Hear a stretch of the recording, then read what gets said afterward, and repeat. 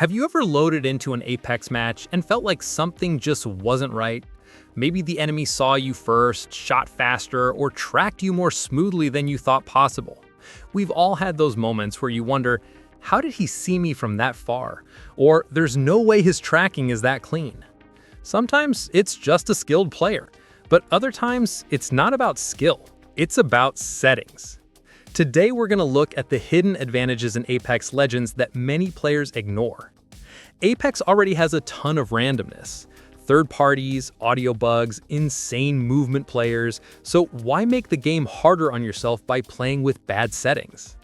The truth is, a lot of players don't even realize how much their setup is holding them back. Not their aim, not their reaction time, it's literally their settings. And I'm not talking about the usual turn your FOV to 110 type stuff. I'm talking about the settings that subtly change the way you see fights, track targets, and react to pushes. So buckle up, because once you learn what these settings actually do, the game starts feeling different, smoother, clearer, more controlled, and a lot more winnable. Before we get into the specifics, let's clear up one misconception. This is not pay to win. This is not about having a $300 controller or a 240Hz monitor. It's not about having the pro player setup. This advantage is literally inside the game you already have. So if you've ever felt like someone is outgunning you even though you're basically the same skill level, this might be why. Let's start with the biggest one, Advanced Look Controls, also known as ALC. If you've ever opened that menu and immediately backed out because it looked overwhelming, trust me, you're not alone. Most players see 20 sliders and panic.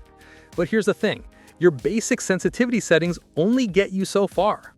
ALC is where you can actually tune your aim for your playstyle, your controller, and your reaction speed.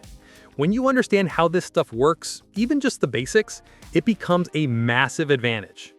Think of it like this.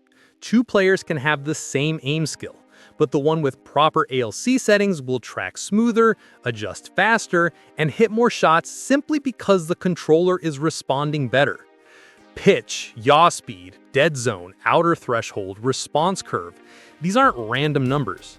They control how your aim behaves in every situation. Too much dead zone and your aim feels lazy. Too little and your stick drifts every time you breathe near it. Too high of a response curve and you'll feel robotic. Too low and your aim jumps too fast. When pros talk about smooth aim, this is what they're referring to. But the aim is only half the story. Let's talk visual clarity, something Apex players massively underestimate. Apex is a beautiful game, but visually it is chaos. Explosions, smoke, skins that glow in 5 colors. All that makes spotting enemies harder than it needs to be. What if I told you that changing one colorblind setting could make enemies pop out more on certain maps? Or that adjusting brightness can improve visuals?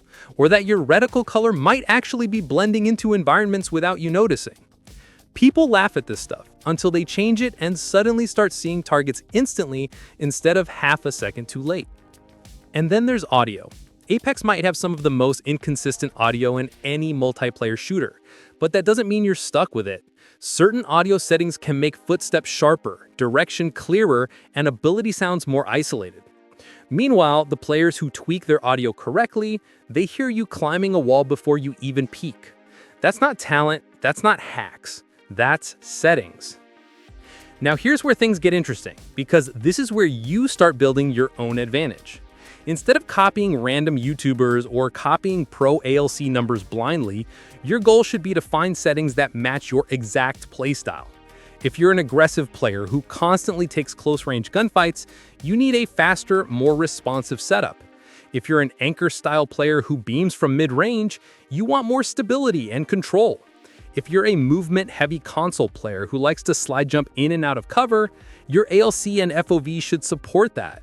There's no one-size-fits-all, but there is a process to finding what works for you. When your settings are tuned to your playstyle, everything else becomes easier. Tracking, recoil control, micro-adjustments, pre-aiming doorways, reacting to pushes, all of it. Suddenly, fights that used to feel chaotic start feeling predictable, and Apex stops being stressful and starts feeling like a game you actually understand. And one more thing, and this is a big one. Once you find your settings, stick with them. Too many players change sensitivity every time they lose a fight. You need stability. If you tweak something, do it intentionally and test it in a controlled way. Give it a few games. Settings are like training. They get better over time, not instantly. So here's the real takeaway of this entire video. The unfair advantage isn't a cheat. It's understanding the tools Apex already gives you and using them in a way most players never do. Once you tune your aim, your visuals, and your audio to your playstyle, everything starts to click.